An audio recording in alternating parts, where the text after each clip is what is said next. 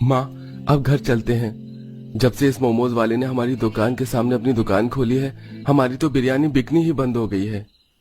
रात के 1 बजे रवि अपनी माँ के साथ अपनी बची हुई बिरयानी लेकर घर आता है। अपनी सास और पति की परेशानी देख पायल सहित पूरा परिवार भी परेशान हो जाता है। माँ जी, रवि जी, आज भी हमारी बिरयानी नहीं बिकी, इसीलिए आप दोनों इतने उदास हैं ना। माँ भैया, आप दोनों फिक्र क्यों करते हैं? हमारी बिरयानी फिर से बिकने लगेगी। भला मोमोज से किसका पेट भरा है? एक दिन उसकी नई दुकान पुरानी होगी और हमारे ग्राहक फिर से हमारे पास आ जाएंगे। चलिए अब खाना खा लीजिए। निकिता और पायल रवि और शांति को काफी समझाते हैं और खाना खाकर सो जाते हैं।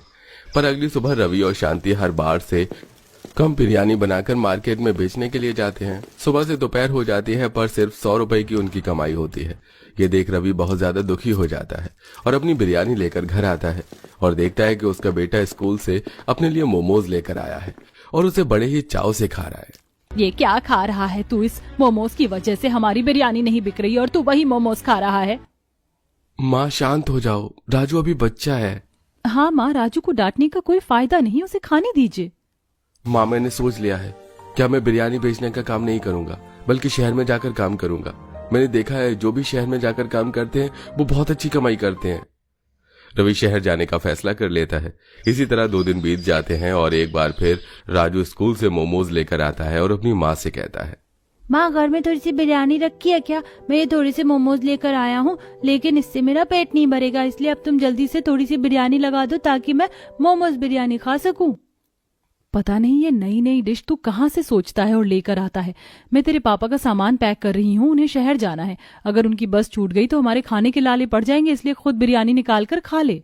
पायल के कहने पर राजू खुद थोड़ी सी बिरयानी निकालता है और उसमें मोमोज डालकर खाने लगता है। राजू को इतने मजे से मोमोज बिरयानी खाता देख निकिता के भी मुंह में पानी आ जाता है और वो 1 चम्मच लेकर राजू में से मोमोज के साथ बिरयानी खाती है और अपने परिवार से कहती है, माँ वैसे ये मोमोज बिरयानी खाने में बड़ी स्वादिष्ट है। अगर हम भी ये मोमोज बिरयानी बेचे तो हमारी अच्छी कमाई हो सकती है। मैं तो कहती हूँ साधारण बिरयानी बेचना बंद करते हैं और मोमोज बिरयानी बेचना शुरू करते हैं। ये कुछ नया है और सबको पसंद आएगा और ये बिजनेस आसमान छुएगा। अभी बिजनेस हम बाद में करेंगे। दिखाई नहीं दे रहा तेरा भाई शहर जा रहा है, और जो शहर जाता है वो कामयाब होकर आता है। जा मेरे बच्चे, कामयाब होकर आना।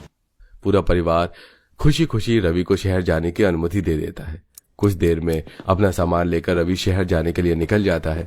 देखते ही देखते शाम हो जाती है और जब पूरा परिवार खाना खा रहा होता है तभी एक आदमी रोता हुआ उनके पास आता है। पायल, भाभी, अम्मा, एक बहुत बड़ा हादसा हो गया। यहाँ से शहर के लिए जो बस निकली थी वो खाई में गिर गई। बहुत से लोगों की जान चली गई और कुछ लोग घायल हैं। उसमें से एक रवि भैया भी है, वो अस्पताल में एडमिट है। आप सब लोग जल्दी से हॉस्पिटल चलिए। ये खबर सुनकर पूरा परिवार सदमे में चला जाता है और वो लोग भागते हुए गांव के अस्पताल जाते हैं, जहां वो देखते हैं कि रवि कोमा में जा चुका है। डॉक्टर, मेरे पति ठीक तो हो जाएंगे ना? आखिर उनको होश कब तक आएगा? ये तो हम नहीं बता सकते उन्हें होश कब तक आएगा, और आप लोग भगवान से प्रार्थना कीजिए कि उनकी हालत जल्द से जल्द ठीक हो जाए। आप लोग कल इन्हें घर भी ले जा सकते हैं, पर आपको इनका बहुत ख्याल रखना होगा क्योंकि ये कोमा में है। रवि की हालत देखकर पूरा परिवार डर जाता है और वो लोग रवि को लेकर घर आते हैं। इसी तरह 1 हफ्ता बीत जाता है और उनकी आर्थिक स्थिति बिगड़ने लगती है। तभी पायल अपनी सास से कहती है, माँ जी, आपको याद है एक दिन जब राजू मोमोज बिरयानी खा रहा था तो निकिता कह रही थी कि हम भी मोमोज बिरयानी बेचें, तो क्या पता सच में हमारा बिजनेस चल पड़े। हाँ बहू, तू सही कह रही है। अब मेरा बेटा कमाने की हालत में नहीं है, हमें ही अपनी रोजी रोटी चलानी होगी। मैं अपनी शादी वाली अंगूठी गिरवी रख देती हूँ, जो पैसे आएंगे उससे हम काम करेंगे। हाँ माँ, सही कहा। और अगर ऐसी बात है ना तो आप और भाभी बिल्कुल भी चिंता मत कीजिए। मैं माँ के साथ मोमोज बिरयानी बेचूंगी। आप भाभी गर्भवती हैं, आप घर पर रहिएगा। नहीं काजल, तुम अपनी पढ़ाई पर ध्यान दो। मैं गर्भवती हूँ तो क्या हुआ, मैं अगर काम करूंगी तो ठीक रहूंगी। तुम पढ़ाई करो और घर संभालो, बीच बीच में अपने भैया को भी देखती रहना। ठीक है भाभी, पर ठेला तो मैं ही साफ करूंगी। इस तरह निकिता राजू के साथ मिलकर अपना पुराना गंदा ठेला साफ करती हैं और दोनों सास बहू अंगूठी गिरवी रखकर पैसे लेकर सामान लाती हैं और घर में बैठकर मोमोज बिरयानी बनाती हैं। कुछ ही देर में मोमोज बिरयानी बनकर तैयार हो जाती है और दोनों सास बहू उन्हें बेचने के लिए बाजार जाती हैं और आवाज देकर लोगों को बुलाती हैं। आइए आइए, मोमोज बिरयानी लीजिए, मात्र 50 रुपए प्लेट। अरे क्या बात है, मैंने तो कभी नहीं सोचा था कि हमारे बाजार में भी मोमोज बिरयानी बेचने वाला कोई आएगा। शहर में बहुत बिकती है, कहते हैं बहुत स्वाद होती है। जल्दी से तुम एक प्लेट लगा दो और एक प्लेट पैक कर देना मेरे लिए। माँ जी ये क्या, मैंने तो उम्मीद भी नहीं की थी पहले ही दिन हमारी मोमोज बिरयानी की बिक्री हो जाएगी। उम्मीद तो मुझे भी नहीं थी। अब चल जल्दी से काम पर लग जा बहू, क्या पता धीरे धीरे ग्राहक आना शुरू हो जाए। अपने पहले ही ग्राहक की एक्साइटमेंट देखकर दोनों सास बहू की भी उम्मीद बढ़ जाती है और पहले ही दिन उनकी सारी मोमोज बिरयानी खत्म हो जाती है और वो लोग अगले दिन मोमोज बिरयानी बनाते हुए आपस में बात करती हैं। माँ कल तुम्हारी सारी मोमोज बिरयानी बिक गई थी, आज तुम थोड़ा ज्यादा मोमोज बिरयानी बना कर ले जाओ, क्या पता थोड़ी ज्यादा कमाई हो जाए। हाँ माँ जी, निकिता सही कह रही है। निकिता के कहने पर पायल और शांति पहले से ज्यादा मोमोज बिरयानी बनाती है और मार्केट में बेचने के लिए जाती है और आज उनके पास कल से भी ज्यादा भीड़ होती है।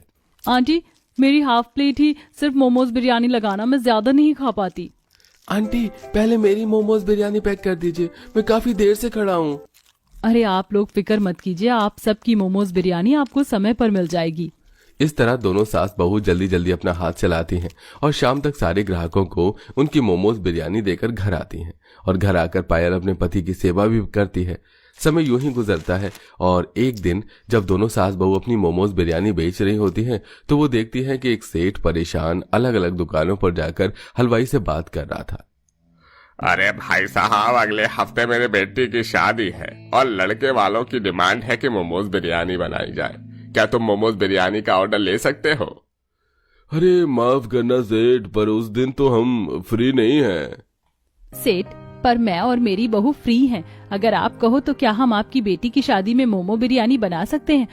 हमारी खुद की छोटी सी दुकान है मोमोज बिरयानी की, लोगों को हमारी मोमोज बिरयानी बहुत पसंद है और यहाँ के हलवाई को तो मोमोज बिरयानी आती भी नहीं। हमें एक मौका देकर देखो।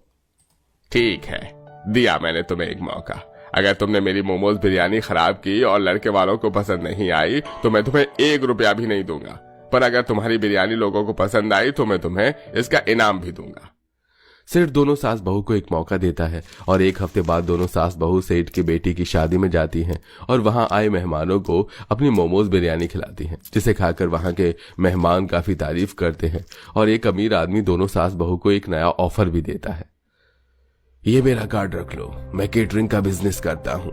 बहुत सारी पार्टी है मेरे पास जहां पर मुझे मोमोज बिरयानी के लिए हलवाई चाहिए, पर कभी कोई मिल ही नहीं पाता। अच्छे पैसे मिलेंगे, तुम बहुत जल्द करोड़पति हो जाओगी अगर अच्छा काम किया तो। माँ जी, हमने जब से मोमोज बिरयानी का बिजनेस शुरू किया है, इतने बड़े बड़े मौके खुद चलकर हमारे पास आ रहे हैं।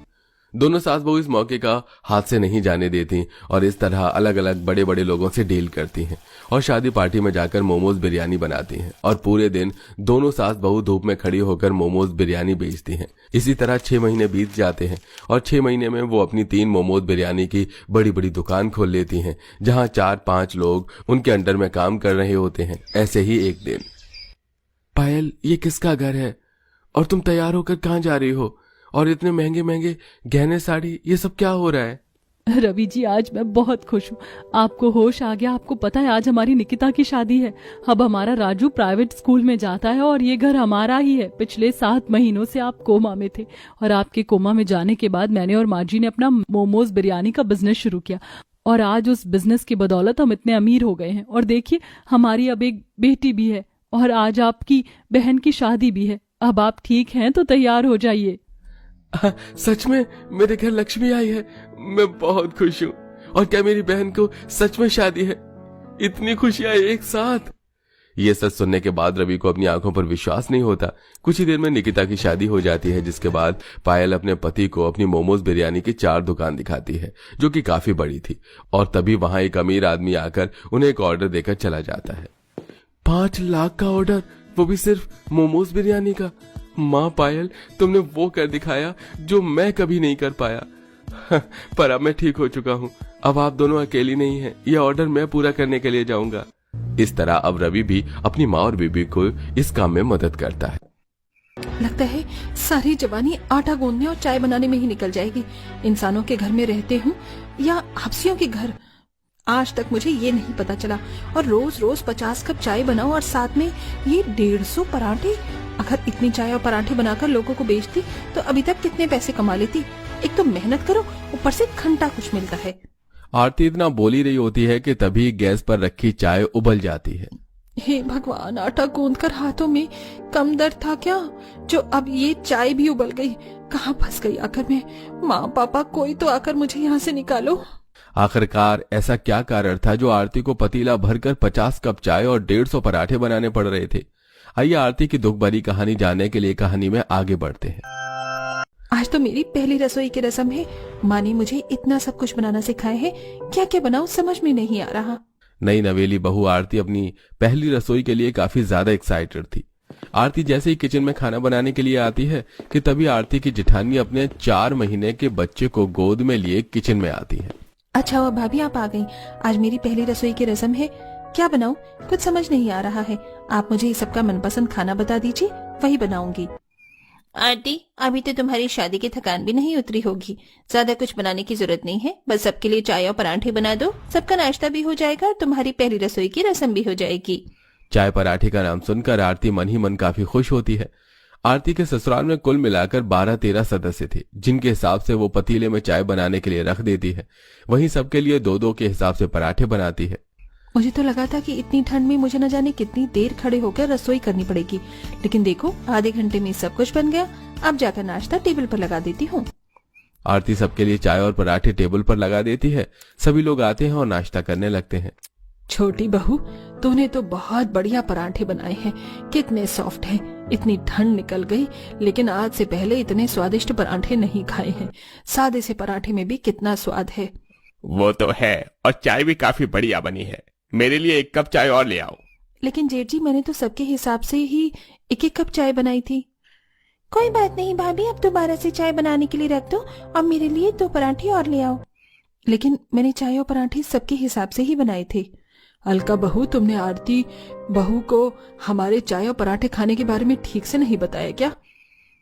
माँ जी, सुबह मुन्ना इतना रो रहा था कि मेरे दिमाग से निकल गया। आंटी, हमारे घर में हर रोज सुबह चाय पराठे का ही नाश्ता होता है और सब 4 से 5 कप चाय पीते हैं, तो इसके हिसाब से तुम्हें कम से कम 50 कप चाय बनानी है और सब पराठे भी 5 से 6 खाते हैं, तो लगभग तुम्हें 150 पराठे तो बनाने हैं। क्या कहा आपने? 50 कप चाय और 150 पराठे, वो भी इस ठंड के मौसम में? मुझे रोज रोज बनाना है? हाँ भाभी, रोज बनाना है। अब जल्दी से जाइए और बनाकर लेकर आइए, मेरा तो अभी आधा भी पेट नहीं भरा है।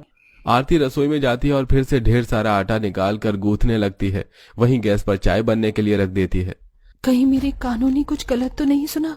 मेरी ससुराल वाली क्या सच में रोज सुबह 50 कप चाय पीते हैं और 150 पराठे खाते हैं? कहीं ये लोग मुझसे मजाक तो नहीं कर रहे? भला 50 कप चाय और 150 पराठे कोई कैसे खा सकता है? आरती जैसे तैसे करके 50 कप चाय और 150 पराठे आज बना देती है। लेकिन अब तो ये आरती की जिंदगी का हिस्सा बन चुका था। 50 कप चाय और 150 पराठे बनाने के लिए आरती को हर रोज सुबह ठंड में 6 बजे उठकर रसोई में जाना पड़ता था। क्या जिंदगी हो गई है मेरी। ढाबे पर जो छोटू काम करता है ना, बिल्कुल उससे मिलती जुलती, लेकिन कम से कम उसे काम करने के पैसे तो मिलते हैं और ऊपर से ये चाय भी उबल गई। काम दोगुना हो गया अब मेरा तो। आरती हर रोज दुखी होकर अपने ससुराल वालों के लिए इस ठंड के मौसम में 50 कप चाय और 150 पराठे बनाया करती थी। कभी कभी जल्दबाजी के चक्कर में आरती गर्मा गर्म पराठे या उबलती चाय से अपना हाथ ही जला लेती। आई मेरा हाथ। कभी कभी तो लगता है कि एक दिन पूरी ही जल जाऊंगी, लेकिन इन लोगों को चाय और पराठा बंद नहीं होगा। आरती आज भी हर रोज की तरह चाय पराठा बनाने के लिए रसोई में जाती है और देखती है कि रसोई में चाय बनाने के लिए चाय पत्ती और पराठों के लिए तेल खत्म हो गया है। अरे वाह, इसका मतलब आज मुझे चाय और पराठे बनाने नहीं पड़ेंगे। आरती खुश हो रही होती है कि तभी सुमित्रा आरती को घर में बने गोदाम में ले जाती है, जहां बोरी भर भर के आटा, कनस्तर भर भर कर तेल और ढेर सारी चाय पत्ती और चीनी रखी हुई थी। बहू, तुझे परेशान होने की कोई जरूरत नहीं है। हमें तो चाय पराठे का स्टॉक पहले से ही जमा कर रखा है। जा, यहाँ से सामान ले जा और गर्मा गर्म चाय पराठे बना दे।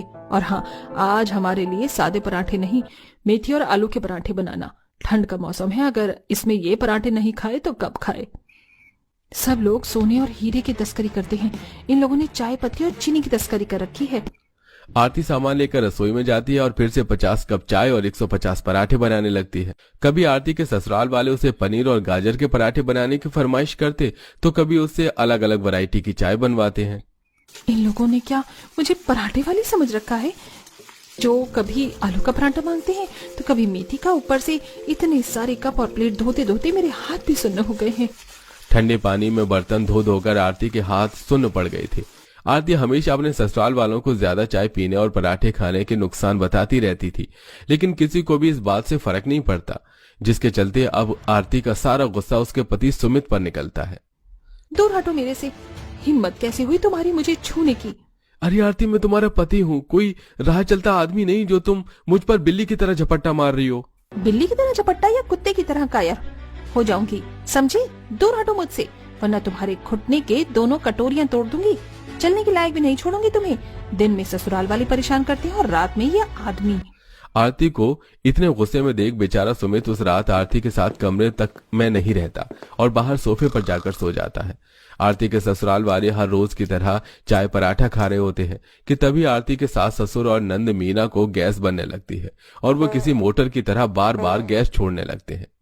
छी, कितनी गंदी बदबू, ये किसी नाले से भी नहीं आती होगी इतनी जितनी इनके पास से आ रही है। सारे के सारे ससुराल वाले एक नंबर के पदोड़े हैं।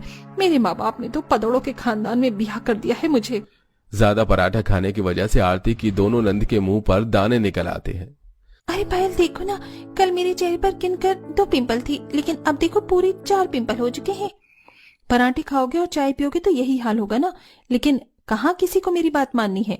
रोज सुबह सुबह ठंड में उठने की वजह से आरती की ठंड से अब तबीयत खराब रहने लगी थी। अब बहुत हुआ, अब मुझे कुछ ना कुछ तो करना ही पड़ेगा, वरना एक दिन इन लोगों के लिए ठंड में 50 कप चाय और 150 पराठे बना बनाकर मैं यूं ही भगवान को प्यारी हो जाऊंगी। लेकिन उससे पहले किचन में हीटर ले आती हूँ, वरना पता चला कि आज ही ठंड से मैं टपक गई। आरती मन ही मन अपने ससुराल वालों को सबक सिखाने का प्लान बनाती है। आरती के जेठ जतिन का पेट पराठे खाकर हाथी की तोंद की तरह निकल चुका था, जिसे देख आरती, अरे जेठ जी, आपका शर्ट का बटन तो टूटने को आ रहा है, कितनी तोंद निकल गई आपकी, एक बार अपना वेट चेक कर लीजिए। आरती स्टोर रूम में वेइंग मशीन लेकर आती है। जतिन जैसे ही उस मशीन पर खड़ा होता है तो उसका वजन तकरीबन 90 किलो आता है। वहीं पायल और मीना भी जब अपना वजन तोलते हैं तो उनका वजन भी 70 किलो आता है। हे भगवान, 1 महीने पहले तो हमारा वजन सिर्फ 50 किलो था, एकदम से ये 30 किलो कैसे बढ़ गया?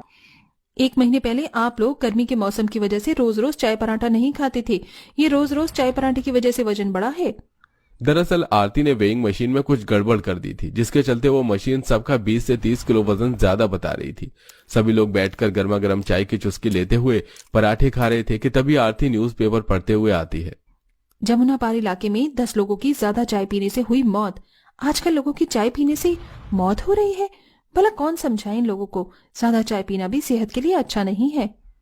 आरती की बात को सुनकर उसका ससुर खांसते हुए मुंह से खून निकाल जाता है। वहीं पर 6 महीने में आरती के सास ससुर और ताऊ और ताई सास का मेडिकल चेकअप होता था। वो लोग जैसे ही अपनी मेडिकल रिपोर्ट देखते हैं तो उनके तो होश उड़ जाते हैं। आप लोगों का तो शुगर लेवल, ब्लड प्रेशर सब कुछ हाई हो रखा है। ये सब ज्यादा कोलेस्ट्रॉल और चाय पीने की वजह से हुआ है।